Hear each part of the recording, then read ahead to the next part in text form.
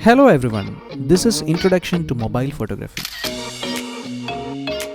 A good picture is not made by a camera, but by the person who is behind the camera.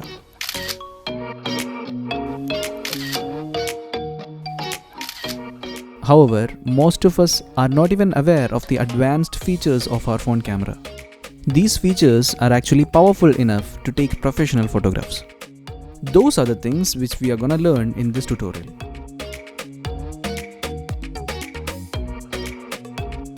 Before shooting anything, to get a quality image, your phone camera lens should be wiped clean using a soft cloth, because you keep your phone in different places and there is a good chance of dust and other particles getting stuck on your lens.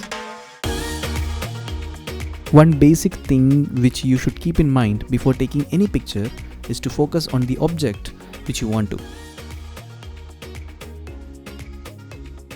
You can simply touch on your screen to focus that particular object. If you don't do this, the camera will automatically focus on some other object which you don't want to. Once you touch your screen on the object that you want to focus on, the camera will show the option to adjust the exposure. Most of the time, the phone camera will light up the entire image, so it's always better to reduce the exposure a bit.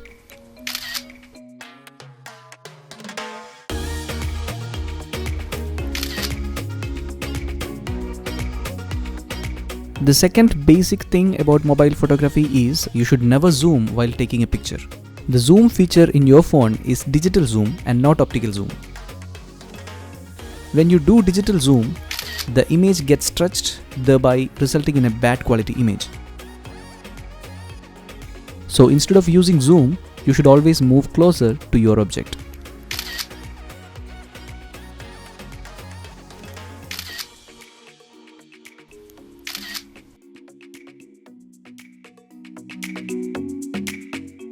Panorama mode is another interesting feature which you can explore.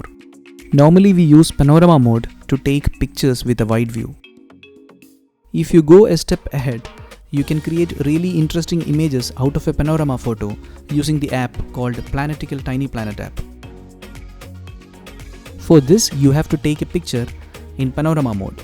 Do remember to include tall buildings, tall trees, or any tall objects. Editing the picture in Tiny Planet app is really simple. You can crop your photo, zoom it, or rotate it.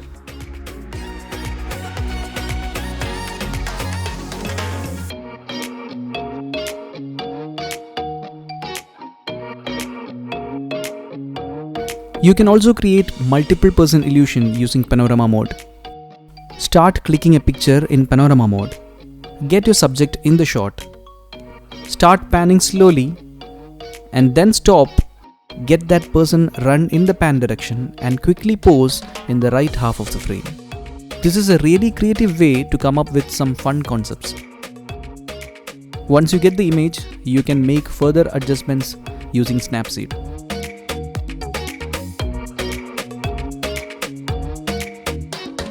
It's now time to explore the manual mode of your phone camera. In manual mode, you can control different parameters like ISO, shutter speed, focus and white balance. There are different methods where you can control the shutter speed to take very interesting images. One such method is splash photography. Splash photography is basically taking pictures in very high shutter speeds. For this, the camera has to be stable in one position, so it has to be fixed onto a tripod.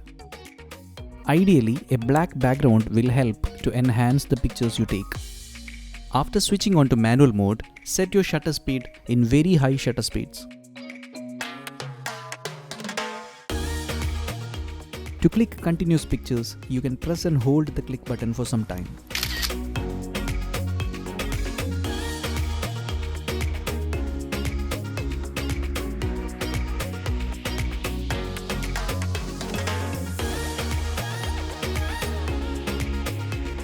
Another photography technique which uses shutter speed is light painting.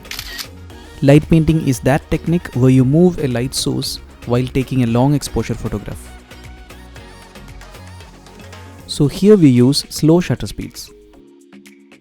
Here also you have to fix your phone onto a tripod. Select slow shutter speed in manual mode. Download really cool pattern wallpapers in another phone and then move your phone while taking the picture. To avoid shake while clicking, you can use your earphones as remote. It's a very useful method. You can plug in your earphones and use the volume button to click pictures. Here we are using the second phone as a light source. You can also use other light sources to get really cool images.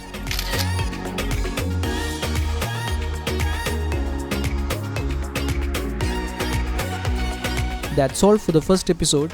Stay tuned for the next session where you'll be learning about how to frame a picture and all about composition.